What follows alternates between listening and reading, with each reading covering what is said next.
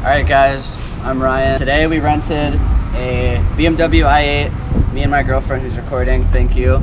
We came to Miami on a vacation. We said why not just rent an i8 for a day, so that's what we're doing. I've had it for about 3 hours already, and I'm just gonna make a little overview video of my thoughts on the i8. I've always heard a lot of kind of hate towards the i8 just because it's a hybrid supercar. It's like electric and it's a gas regular engine. I will say, if you're just cruising through town, like in traffic, it's much better to drive in electric mode. If you're on the freeway and you're just trying to go fast, I would definitely put it on the engine mode. Let's walk around over here. It is super hard to get in this car. You literally have to turn this down before I get copyrighted. You literally have to sit down like this and then like slide down, fall in, and then get in. And getting out is a lot harder because your feet don't touch, so you gotta like that's what you gotta do to get out. And I've hit my head on the door almost every time, and so has that. So I mean, it is kind of annoying.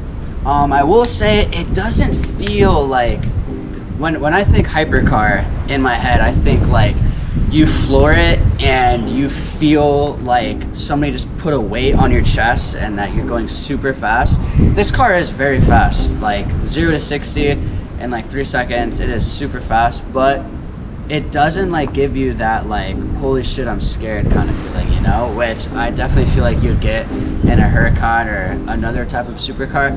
This car is kind of like moderate. It doesn't throw you back in your seat as much as you would think it would. The sound, I really do like the sound. A lot of people don't like the sound of this car because it's not so aggressive like a Lambo, how just like pop, pop, pop, pop, pop, pop, pop. This car is very clean. It's very crisp, not super loud, but if you floor it, if you punch it, people around you are gonna hear it sound. I actually really like it.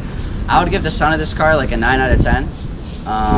And it's not super loud in the cabin. It's like, if you have the music blasting, you'll barely hear it, but if you have the music like regular, you'll definitely hear the engine for sure.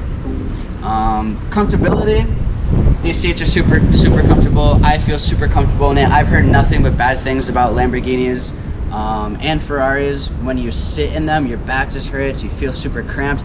It actually has 4 seats. I didn't know this.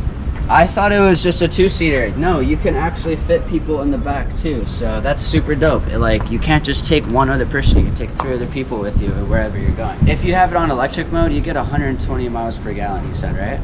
I think you said, yeah, 120, 130, yeah, so something if like you're that. on E mode, you get 120 miles per gallon. If you're on just the mode where it's only the engine, not the hybrid, both of them, I think you said 20 miles per gallon, but I've been flooring it the whole day and I'm still pretty much at a full tank, and I've been driving it for probably 3 hours now. Cheers. This car has a bunch of amazing features. It's a BMW, and BMWs are known for their technology. This car has an awesome heads-up display.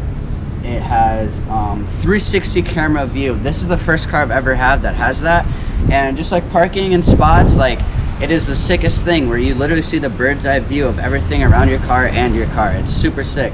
Another thing is the butterfly doors. Like, this shit will literally never get old. Like, you just feel like a badass getting in and out of this car. Wouldn't you agree? I would say they look really cool, but the only thing is kind of how he was saying you can get stuck. Oh yes. The guy that we rented this from told us, like, be careful if you're gonna go to the mall or the grocery store or somewhere like that. Pick the end parking spot where one side is still free, you know, because if somebody parks right next to me, like if their car is this far away from me, and like I will get stuck, like the door won't be able to open, and there's a huge lip right here. This thing's very big, so even if you get it open about halfway, you will not be able to get in the car. And he said that he has had people get locked out multiple times, and he's like, honestly, there's nothing I can do. You just have to sit there and wait till that person leaves. And I feel like you could tell because this whole area is like very dinged Yes, up. this area is very scratched up. So I would definitely say it's from people hitting their feet on here and from trying to crawl in from getting stuck. So we're not going to be screwing ourselves over, hopefully. Hopefully I remember not to park in between two people. Yeah. But I would say that kind of sucks a little bit. But I guess that's with every single car that has butterfly doors. That would be hard, like if you're living in LA or something. There's just not enough spots. That'd be super hard in LA. What's another thing? Let's do like the hatch space. There's literally like 0 room in this. Like, this is your trunk space. Wow. What are you gonna fit in there other than like a little backpack, you know? Like, Yeah, I mean, I feel like it's either that or the back seats, you know? That's true. So It's very true. it just depends. If you see here, everywhere around the car, the whole car is carbon Kevlar. This car is super lightweight. Here, the whole base of the car. Here, carbon fiber Kevlar weave, carbon fiber roof, carbon fiber hood, carbon fiber doors. Like everything on this car is very, very lightweight. So it's a super fast roadster. That's what it's supposed to be, and that's exactly what it is. And this car passes the cup holder test. Do some cars not have cup holders, actually? Most Lamborghinis don't. Most McLarens don't have cup holders. Most Ferraris don't have cup holders. I was actually surprised that it only had one. I was like, why does this car not have 2 cup holders? Most hyper supercars don't have any cup holders at all. Wow. So yeah, that's why right when we sat down and got in the car, I was like, holy shit, this car has a cup holder. Most don't. I would hate that. Oh yeah, that would really suck. I don't know if you care to tell them like it's a wrap or like, I don't know, if they would just know. As you guys know, BMW, they keep their colors very simple. They don't really go any loud, crazy colors like this unless it's like a hyper blue. But this is wrapped. It's wrapped. It's like in between a red and orange, but I would have to say it's like pretty orange. It's more on the orange side. On the description of when this guy was renting it, he said it's like a bright red. I don't know. I would have to say it's more of an orange than a red. But I think it's orange. yeah, I would say it's orange. I don't even know if you can open it. And it has the blue accents, and the blue lights are cool too, Oh, yeah, like when you're in the blue dark. lights. Yeah, I'm gonna have to record that when we're driving down. But look, right here. So, pass it over. All of these lines up here, like up here, here, like every single edge lights up blue, like a neon blue. I've never really been in BMWs. I don't know if all BMWs are like that, but this one has it, and it's super sick.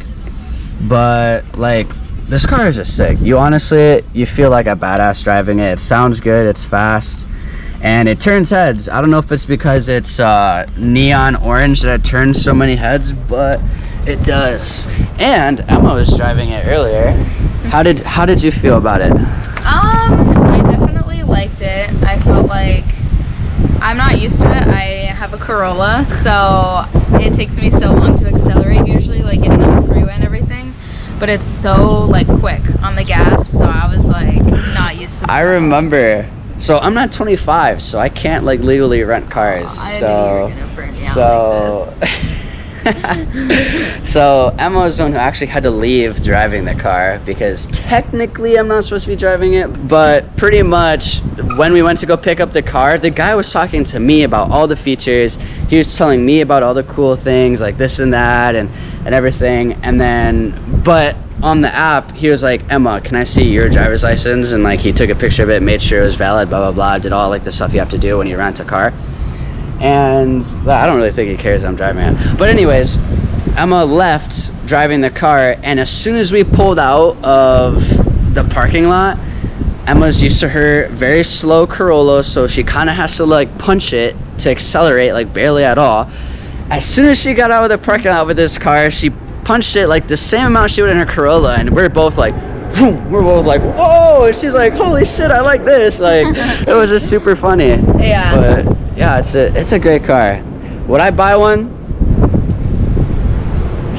for $150,000? What? That's what this car is? Yeah, I wouldn't.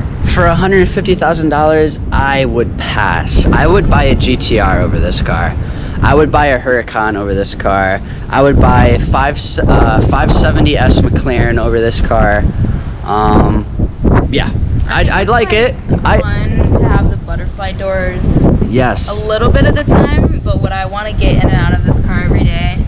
Definitely not. And kind of like you said, it could be faster, I feel like. Yes, it could be faster. It doesn't, yes, it throws you back in your seat, but it doesn't, like, for $150,000, hell no, this car should be faster.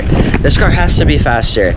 So, like, a Nismo, like, the most expensive Nismo GTR that you can buy is, like, 120 MSRP. Another thing I hate about this car, earlier I was at a red light, and I put it in neutral to rev it so that I could like hear the car like redline and two-step it. When you put it in neutral, it automatically goes into electric mode. You cannot be in neutral and be on engine mode. So the only way, well, there is no way, like out of factory, there is no way to rev the car, because when you put it in neutral, it automatically defaults to E. Same thing in reverse. You put it in reverse, it automatically adjusts to electric mode. I don't really like that. That's not very pro car enthusiasts. So yeah, that's just one other thing I don't like. Alright guys, these are those lights, those blue neon lights I was telling you about.